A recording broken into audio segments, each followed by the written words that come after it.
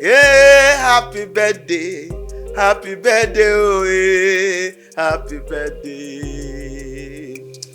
I want to use this opportunity to celebrate my father, the Restoration Apostle.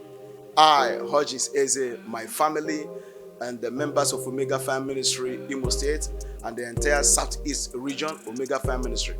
We joined up to celebrate you, my father, the Restoration Apostle, on this great occasion of yours. There are 3 moments and 3 stages in a man's life. The moment and stages are the day he was born, the day he grew to experience the things happening around him, and the day he died. The day a man is born, he doesn't know. People only jubilate for him. The day a man dies, he doesn't know. People cry on his behalf. But the day the man celebrates his birthday, he knows. And so we are very much happy to celebrate this great moment of your life. Daddy, I want to say the Lord bless you. The Lord keep you. The Lord empower you the more. Abundant grace to function and add more years, more life to your life and to your years in the name of Jesus. Thank you, Daddy, for all you've been doing for us and for all you are doing. We want to say we love you so much from the depth of our soul. Once again, happy birthday, my father. Happy birthday.